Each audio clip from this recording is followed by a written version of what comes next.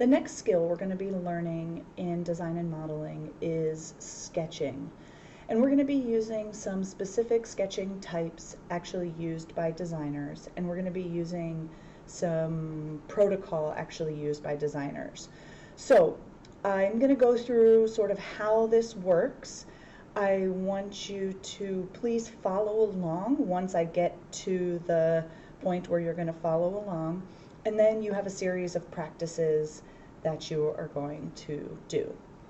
So the first type of sketch we're going to do is called an isometric sketch. An isometric sketch is a 3D representation of an object. However, it's a little different than, say, a 3D representation you might draw in art class. For the first part, it doesn't have any vanishing points. And you might have heard the word vanishing points or words vanishing points in art when you start to look at perspective and distance and depth. Usually in art class, when you draw something that's supposed to look far away, you draw it so that it comes together and kind of gets smaller as you go further into the picture. And this is to represent what it actually looks like to our eyes. Our eyes see things that are farther away as smaller and closer together. An isometric sketch does not have that, so it tends to look a little weird when you first look at it. The other things are, and this is again non-vanishing points, because in vanishing points, when you have vanishing points, the lines will converge. Like if you're drawing a long straight road or something, they will converge at the end. In isometric sketches, they don't. The non-vertical lines are parallel to each other. And they leave a baseline at a 30-degree angle. And I know that seems a little weird, but luckily I'll be giving you some fancy graph paper that basically does that part for you. So let's take a look at what these look like. So here are some examples of isometric sketches, and these two are actually on isometric graph paper. So you can see that the non-vertical lines are parallel to each other. And here is a good way you can see or hear that the angles come off of the baseline at 30 degrees. So these are a 30-degree angle here.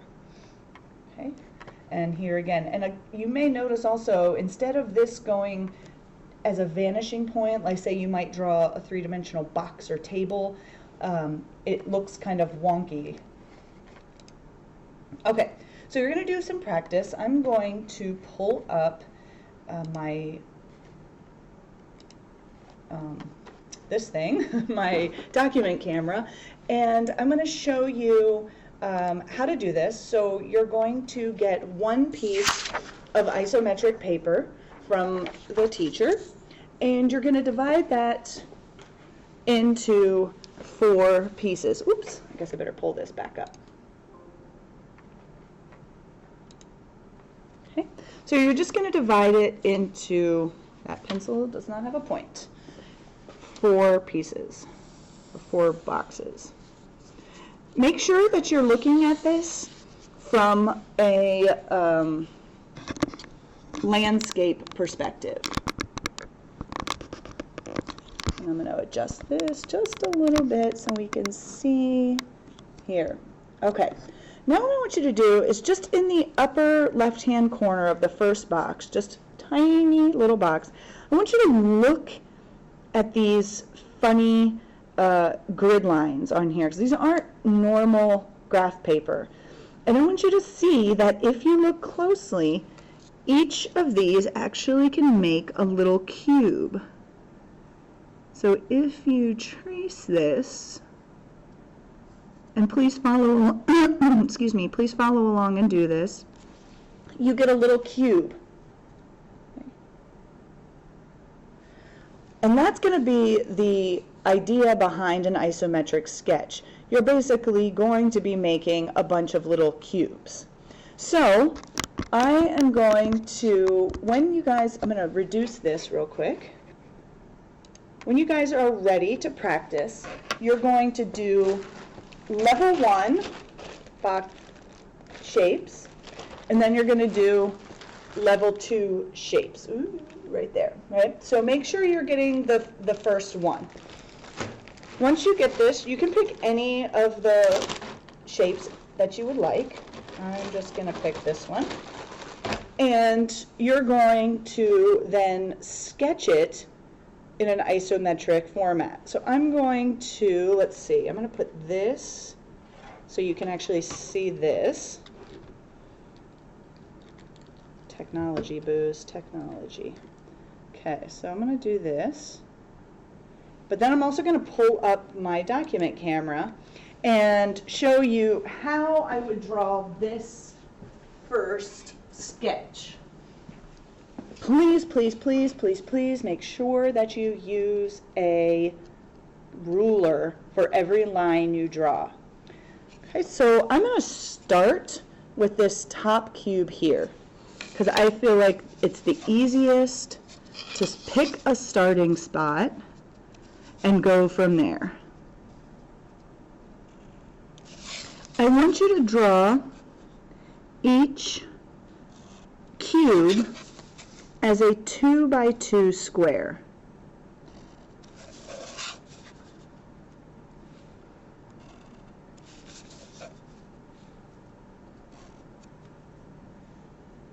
Now that's my first box, and I'm going to go ahead and go down to the second and down to the third.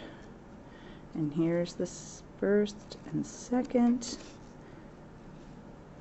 First and second. So you can see it's starting to come into play.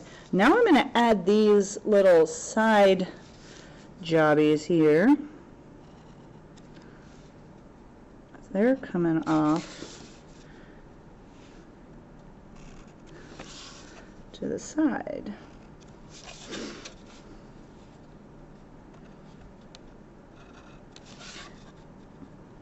And you can be following along with your own, following along with your own shape here, if you would like.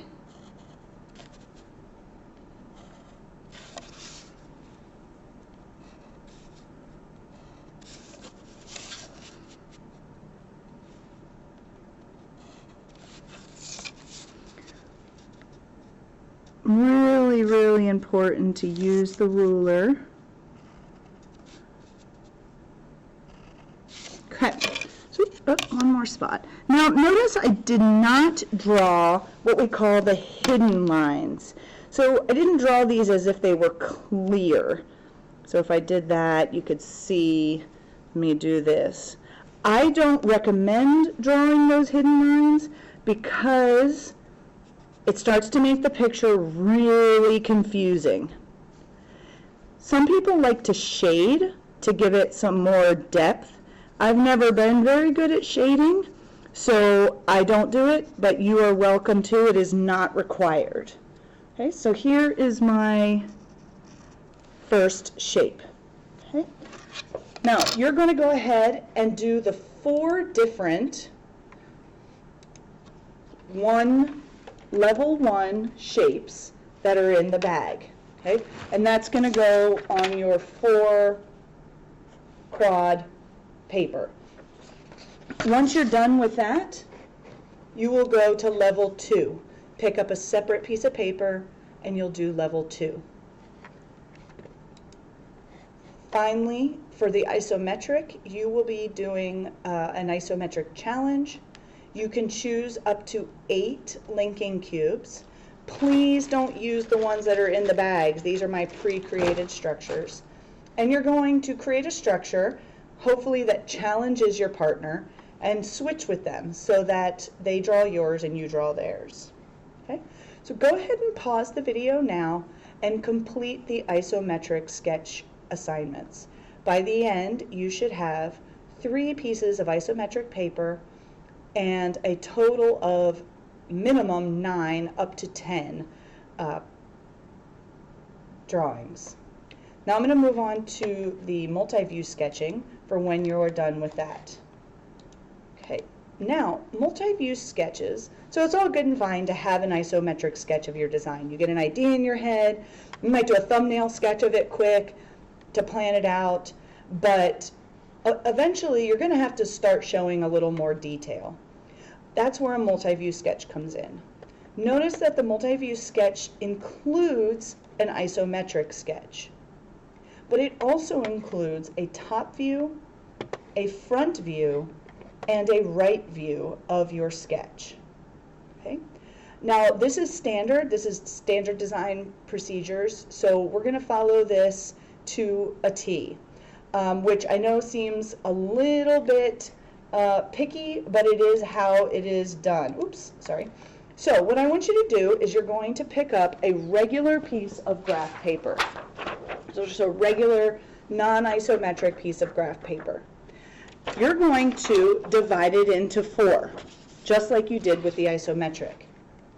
You're going to divide it into 4, and you're going to label each of those 4 boxes just like this. So your upper right column, or excuse me, box needs to be isometric. Upper left top, lower left front, lower right right. They need to be labeled just like that. Okay? Notice when I'm deciding what is my top view, it depends on what my isometric view is. So a top view is as if I'm looking straight down at it, straight down at my isometric sketch. And notice that it's oriented in the same way that the sketch is, so that this little sticky out piece is here, this corner is here. So it's not turned around any which way, it matches the way the isometric sketch. Then that determines what your front view is going to be. That's if you're looking straight on it like this. So if I was down looking right to it, it looks like this. And so here you can see that top piece, and here's that sticky out piece. Notice there's a line here. That shows the viewer that there's some depth there, that goes back a piece. And then the right view is looking at it this way. So if I was leaning in and looking at it this way, okay, is going to be your right view. Okay. Notice here's that little top piece, and here's the sticky out piece, both of which have a line showing depth. All right, so let's take a look at what this is going to look like, and I'm going to use my camera again here. Okay. So you should have your piece of paper divided into 4, and it doesn't have to be perfect. Right? This is your isometric, this is your top, this is your front, and this is your right. Okay? Now, for the isometric, you still need to draw that on isometric paper. So make sure you get one of the little quarter sheets of isometric paper. Okay?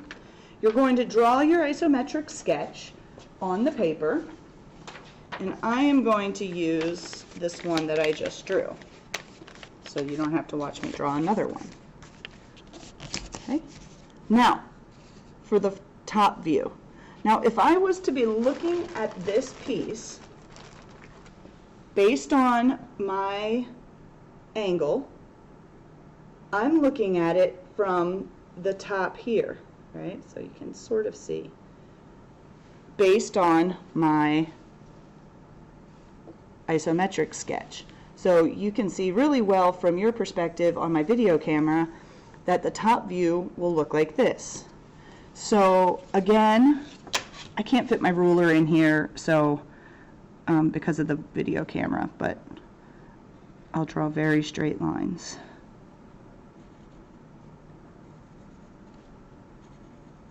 No, even trying really hard, it's hard to draw straight lines. So definitely use your ruler. And then definitely a solid line here showing that there's depth. Okay. Now for a front view, I'm looking at it like this. So you'll see a front view would look like this. Okay. And so 1, 2, 3, 1, 2, 1, 2, 3. Ooh. I need my ruler. Okay, and again, there is depth, so you're going to show it there. And then finally, my right view is if I'm looking at it like this. So in my document camera for you, it looks like that. Really handy to look at it from above.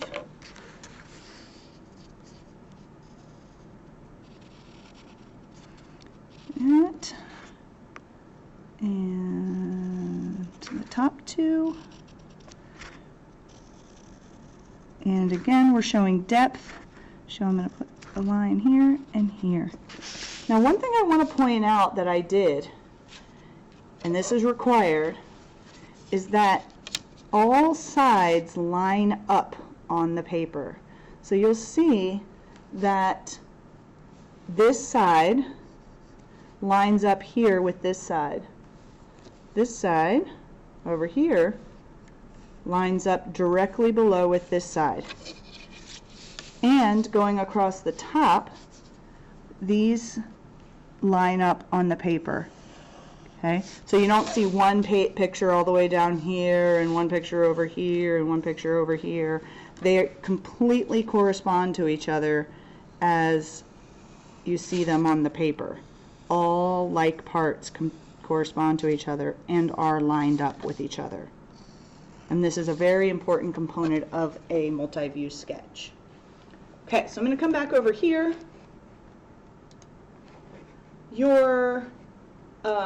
This is going to be, yeah, we'll do it this way. You can do it individually, or you can do it in your teams, in your companies.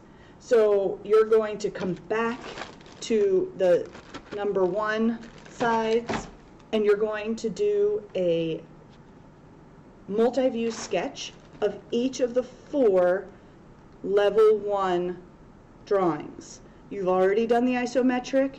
Yes, you do need to do it again, and you will attach it to the remainder of your multi-view sketch. So at the end, you will have 4 multi-view sketches with an isometric top, right, and front view.